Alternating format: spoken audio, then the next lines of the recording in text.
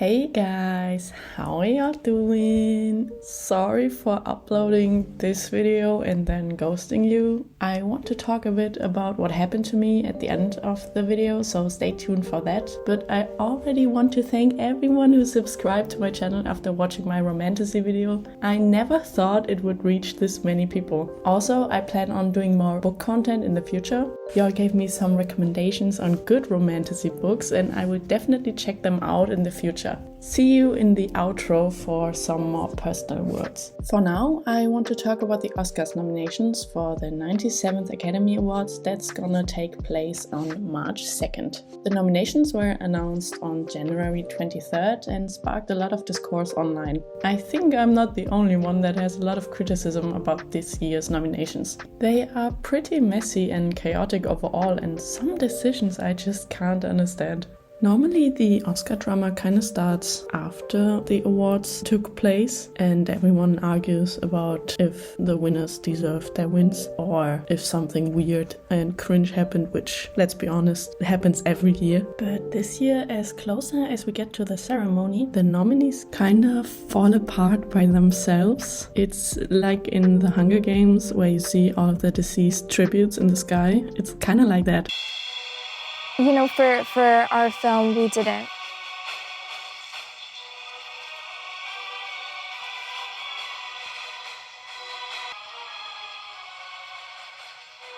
We wanted to keep it really authentic, but at the end of the day, the best actors are the ones that are right here, right?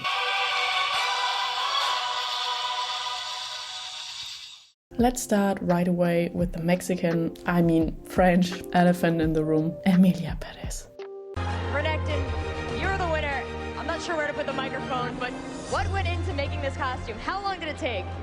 I'm French. I'm French. Oh, he's French. What the fuck happened here? 30 nominations? That is only one nomination less than fucking Titanic. 2 more than Lord of the Rings, The Return of the King. 13 more than Star Wars Episode 3, Revenge of the Sith. Many say this movie is one of the most egregious Oscar bait movies of all time. A movie that from the outside looks like it tackles important themes like the trans experience, identity, crime and justice, and a Mexican story that isn't just violence and sepia filters. But honestly, this film should have never been made. It succeeds at almost nothing it tries to tackle. From a French director that is clearly not interested in representing Mexico in a non-cliché and biased way. Oh, how I know that? Well, he said it. To a casting director that openly and without any shame admitted that they just couldn't find Mexican actresses that were more suited for the role than the American actresses they ended up with. What was that process like? What was the conversation like with Jacques Godard about finding the right Jessie, finding the right Rita, and finding the right Emilia? Yeah. Well, it was tricky because Jessie, Rita, and Emilia, they were all Mexican characters. So we did a big search. We were open, and we did a big search in Mexico and in the US and in Spain and all Latin America. And then we wanted to keep it really authentic. But at the end of the day, the best actors who embodied these characters are the ones that are right here, right? So, I don't know what kind of search y'all did in Mexico. But this definitely sounds like a you problem. From Selena Gomez, who learned Spanish, probably on Duolingo or something, for the role that may be just good enough for white people like myself, but is very, very clearly not sounding right to Mexicans. La rojo casa es entre de la escuela. Escribir entre los ojos. But hey, Spanish is Spanish, right? I mean, at least Zoe Saldana is fluent in Spanish. But from what I understand, she speaks in a Dominican accent, which is kind of like they made a movie about Berlin as a city, and then they cast a Swiss person to play the main character.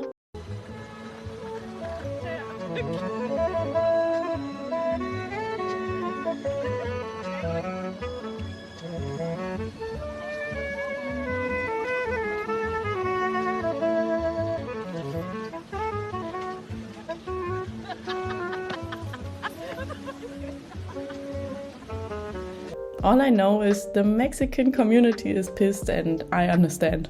Also, in terms of the trans experience, this was really not it. If you don't know, Emilia Pérez is the story about a Mexican cartel leader, because you know, drugs, who fakes her death to transition into a woman, enlisting the help of a lawyer, played by Zoe Saldana, to live authentically as her true self. Which of course means all the vile shit that she used to do to other people will be forgotten and forgiven. To view transgenderism as some sort of rebirth that repels all of your former sin is a very harmful and stereotypical way of representation. And also, constant misgendering of the very person this movie is about is also not it. As I am not a trans person myself, I don't want to talk too much about this, but I will link you a great video about the topic by a trans content creator here on YouTube. It is called Emilia Pérez is a Bad Trans Movie. Please watch this video.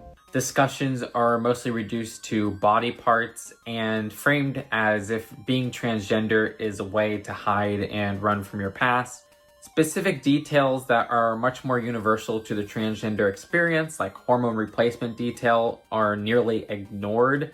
And this leads to a lot of misinformation and confusion from certain lines and scenes. In this film, at least we have the trans person played by a trans woman. I would have liked if one of the 4 writers was actually a trans person, and definitely is evident that none of the writers are trans. Now we have trans character actually played by trans person. That's a win. But we can't have 2 nice things at the same time. Of course, said trans actress has to be a raging racist. A day after Carla Sofia Gascon accused Fernando Torres' team for spreading negative messages about Emilia Pérez in an interview, people started to dig up her old tweets, and these are some of the worst tweets I've literally ever seen. She has now deleted them after they've been called out by like every press outlet, but there is not a world where I see Carla keeping her Oscars nomination. Those are not old tweets. They are from like 2020. And man, Carla Sofia Gascon, I don't think she likes anybody. Like, she's kind of so hateful against every group there is. It's insane how vile these tweets are. Everyone and their mother unfollowed her now because these tweets are so terrible. And also the official Academy account unfollowed her. So I don't think she has any chances left of winning that Oscar right now. But don't worry, I'm not finished with you yet. In case you didn't know, Emilia Pérez is a musical. And some of the numbers have gone viral or already become memes. And not because they are good. I'm sorry, you know what comes next. Hello, very nice to meet you. I'd like to know about sex change operation. I see. Men to woman, or woman to men. Man to woman. From penis to vagina. Is it for you? For me. Some of the choreographies look pretty alright, but man, the songs are so weird and cheesy, and they get stuck in my head. Not a day has gone by where man to woman from penis to vagina hasn't terrorized my brain. A few weeks back, when Emilia Pérez won Best Picture, Musical or Comedy over Wicked, I knew the dumb fuckery in this year's awards season has officially started. But man, 30 nominations, are you guys alright? The white people that run Hollywood at this point seem to be so extremely obsessed with representation and themes to a point that they don't care if it is good or harmful representation. Also, I do think Zoe Saldana is good in the role, if you forget the dumb shit her character is saying most of the time. Changing the body changes society. Changing society changes the soul. Changing the soul changes society. Changing society changes it all. Doctor, you better trust my Mr. Mystery. If you had seen what he has shown to me, you'd be a better man. I don't know. I feel like this movie could have actually done something with more care. It is just too bad. Let's continue. Oh yeah. Challengers not getting a single nomination pissed me the fuck off. Not only did this movie deserve to be considered for Best Cinematography, but it straight up deserved to win Best Original Soundtrack, which even the Golden Globes got right.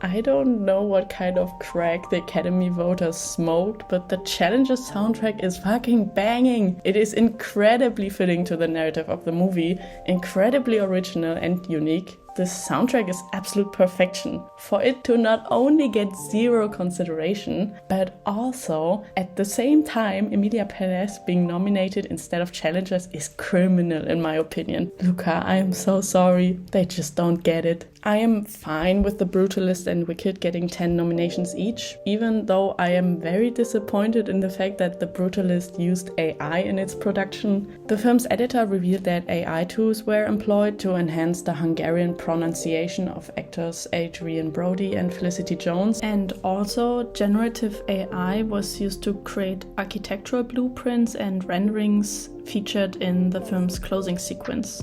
AI, in my opinion, has no place in movies. Especially gruesome in this case is the fact that this movie is about an architectural icon.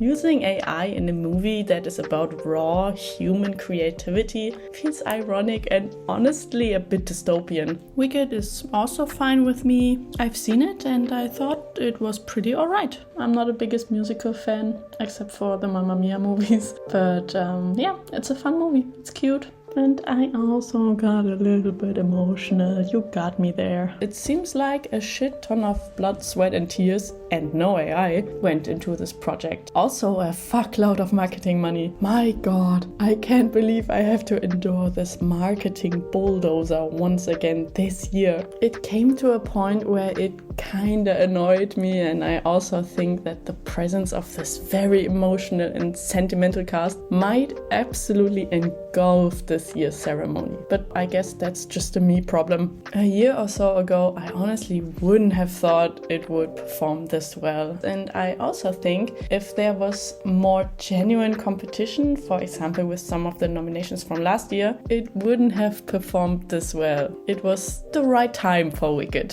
Speaking about time, I think a big problem that the Oscars have, time and time again, is that they have a massive recency bias. The best example for this is Dune 2, which came out almost an entire year ago. Dune 2 got less nominations this year than actual awards the first Dune won. And I think this is wrong. Technically it means Dune 1 was better than Dune 2, which is wrong. It simply was new and not a second part. This regards how Villeneuve managed to make not only a brilliant continuation, which is hard in and of itself, but also one of the best sci-fi movies coming from a nearly unadaptable book. The Academy doesn't honor the absolute genius of Dune 2. For them it's structurally inferior because, well, it is still people in the desert with worms, and also it's old at this point. Everyone knows Dune is good, right? Life goes on, you guys. The substance being considered for awards made me really happy on the other side. Horror movies have historically been overlooked at the Oscars, despite being not only fantastic movies, but also great commentary, which the Academy normally loves. Demi Moore, in my opinion, should definitely win Best Actress, as she did at the Golden Globes already. I honestly don't understand why Margaret Qualley is not nominated as Best Supporting Actress, but at least Selena Gomez is not nominated in her stead. Also, I think Rebecca Ferguson was snubbed, but I already talked about Dune 2, so I am also happy Kieran Culkin is nominated as Best Supporting Actor. He is deserving of every critical acclaim that comes his way at this point. I am always happy to see Timothée Chalamet being nominated. However, at this point, I feel like with him, it kinda turns into a Leonardo DiCaprio situation, where they kinda missed the mark on giving him an Oscar for his best performance, and now he stays in the nominee purgatory until they have the grace of awarding him at a point where it was long overdue. But I just keep losing. And each time, it gets harder to pretend it doesn't sting. Let's take a look. And the winner is Gary Oldman. Gary Oldman for The Darkest Hour. Gary Oldman. Mahershala Ali for Green Book. Mahershala Also, the guy from Enora got nominated, which truly surprised me, and that's all I'm going to say about that. I still have to watch a lot of the nominated movies. I'll try to see them all, but some of them are not even in cinemas yet in Germany. My uneducated pre-predictions are: Conclave or The Brutalist might win Best Picture. Leading roles go to Coleman Domingo and Demi Moore. Supporting goes to Kieran Culkin. For the actresses, I really can't tell yet. I feel like Enora won't get any awards, and not because of the whole intimacy coordinator thing, but probably because it is just too scandalous of a movie for the Oscars. In the end, I just hope Emilia Pérez gets no awards, to be honest. Just as little as possible. So, what are your early predictions and what are your thoughts about the nominations? Do you agree or disagree with my opinions? And I see you soon.